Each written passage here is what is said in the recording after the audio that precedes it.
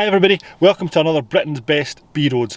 We're going out for a drive today, even though the weather is absolutely horrific. I can't wait to get going. The road we're going on today is this one. So we're going to come off at junction 14 of the M74.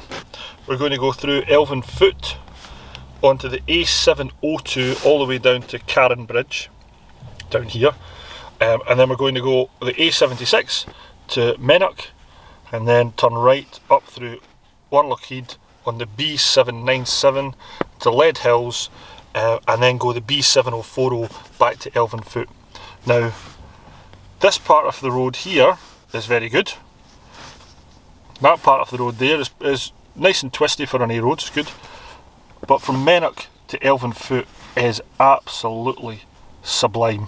So we're in for a treat today, and the car that we're going to do it in, and thank you very much to my mother and father-in-law, Margot and Ian, for letting me borrow their 2017 Mini Cooper S.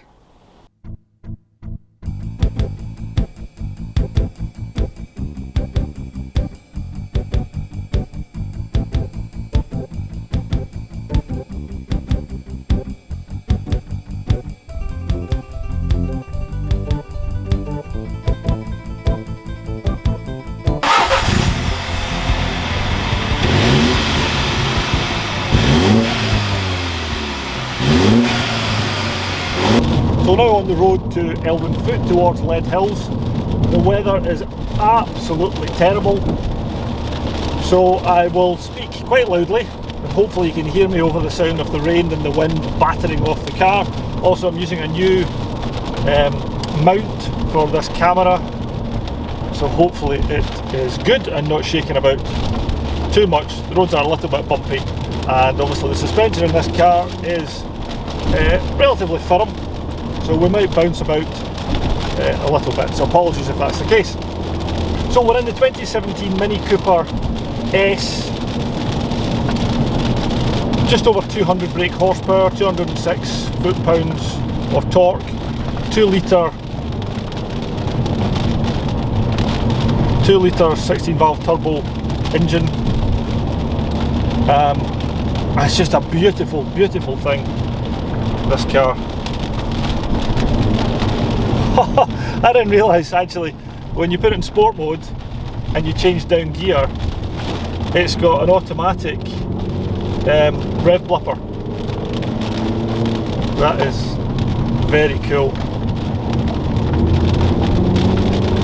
But if you don't want to do that, I mean, it gets a bit confusing if you try and heel and toe while that's doing it. I don't know if you can turn that off if you wanted to. But the pedal position, brake and accelerator are great. It's great for heel and toe as well. It'd be a great car to learn in if you wanted to.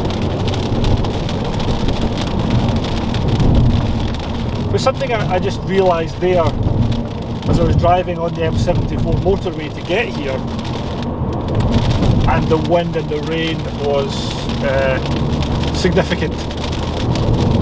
What I really realised about this car, it's a hot hatch, but in the past, most hot hatches, and even this car's competition today,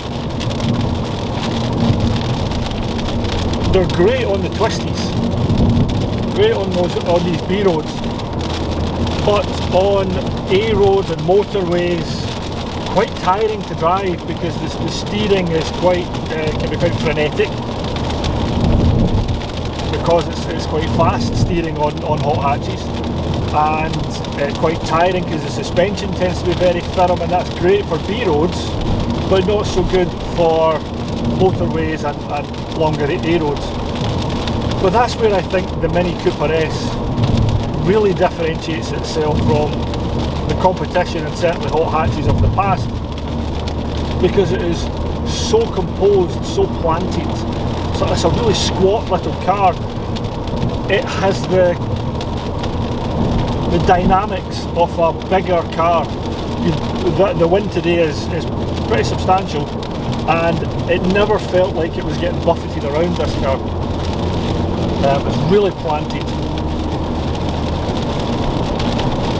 But part of the reason that the handling in this car is so good, well, there are lots of reasons. The chassis on it, it's one of the best chassis pound for pound I think that you can get for the cost of this car. It really is a fabulous chassis. It's got big wheels. I need to look and check. I'll put the wheel spec below, but I think it's 17s that this runs on, which are obviously pretty big chunky wheels and tyres. And it has a wheel on every corner. Although it might sound like a stupid thing to say, because every car that's got four wheels has a wheel on every corner. But there is such little overhang, such little body overhang on each corner. The wheel literally is on each corner, and it's a short wheelbase as well, so it really is a little go-kart to drive. Power steering obviously, but it's so well weighted, particularly in sport mode. And the engine is such a responsive, flexible unit. Let me see, 4th gear, we'll let it go down to 30 miles an hour in 4th gear. You put the foot down, and there's instant power there, and it takes a little bit of time just to get the turbo spooled up, but it's a very, very responsive engine. Such little body roll on it as well.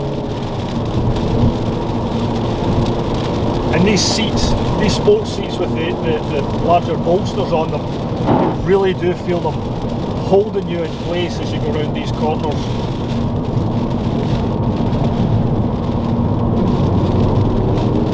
Even on a day like today, this road is a fabulous road to drive. You see all these twists and turns. I didn't put a camera on the outside of the car today because it's so wet. All you would see is the rain streaming down the lens.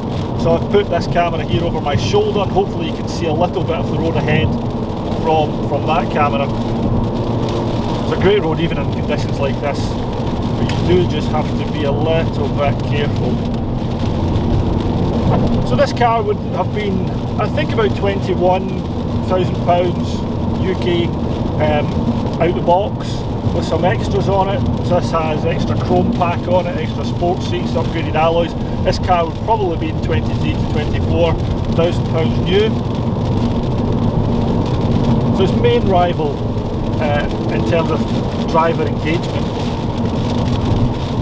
was the Fiesta ST, a 3-cylinder naturally aspirated engine.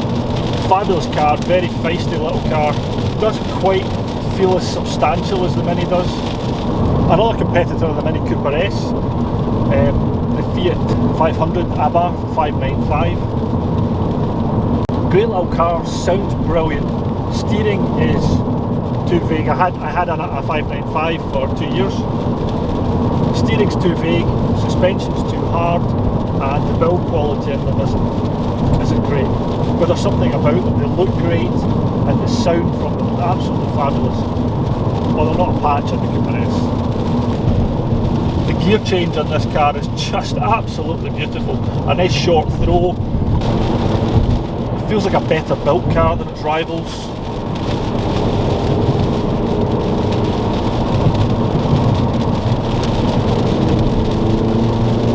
And the residuals of this car as well, this will hold its value better, I think, than its competitors.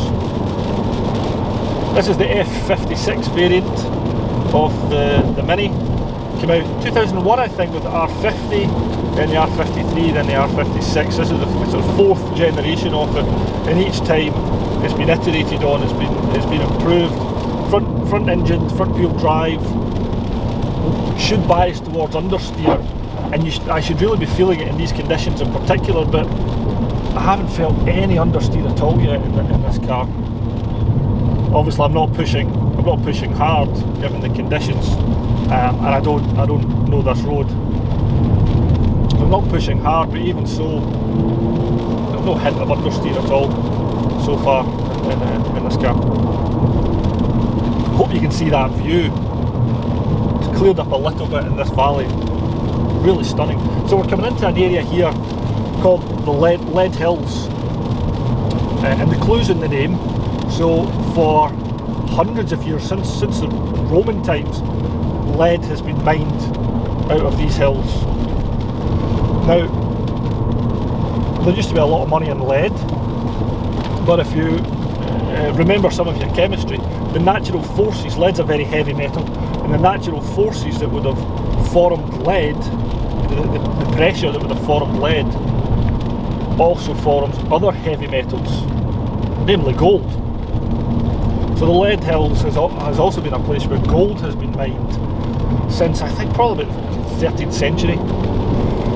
You know, the Scottish crown was made from gold mined in Leadhills, and some of the purest gold in the whole world, 22.8 carats, 24 being the purest gold you can get, but actually, you know, straight out of the ground, very, very rarely would you get 24 carats. So 22.8 carats has been mined straight out of Leadhills. I say out the ground, actually most of the gold, certainly nowadays, found in Leadhills is found in little streams and burns and rivers,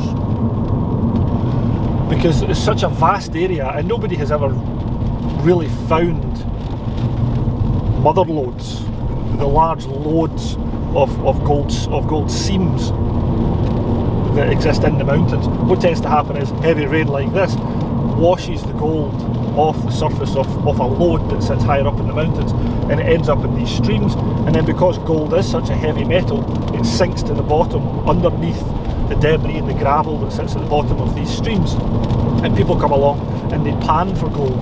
So there is actually, I think it is out of there's a mining museum, Leadhills Mining Museum, and I think it's out of there that you can learn how to pan for gold for the day. Also on this range of hills here, we're actually quite high up here. One Look Head, which we'll come to shortly, is I think the highest village, highest town in Scotland, 410 metres, pretty high up. And the Lother Hills, as these hills are called, the Lother Hills, on the highest point of them, there is a radome, which is it's the National, I'll forget the name of it, National Aeronautics, it's basically for air traffic control. I'll put the name of it below. It's for air traffic control. It's a big golf ball, it's a radar dome on the top of the hill.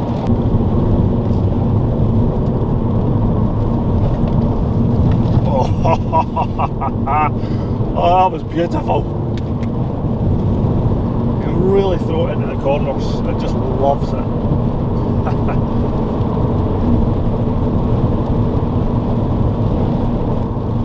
This is coming to the end of the road that I wanted to share with you today.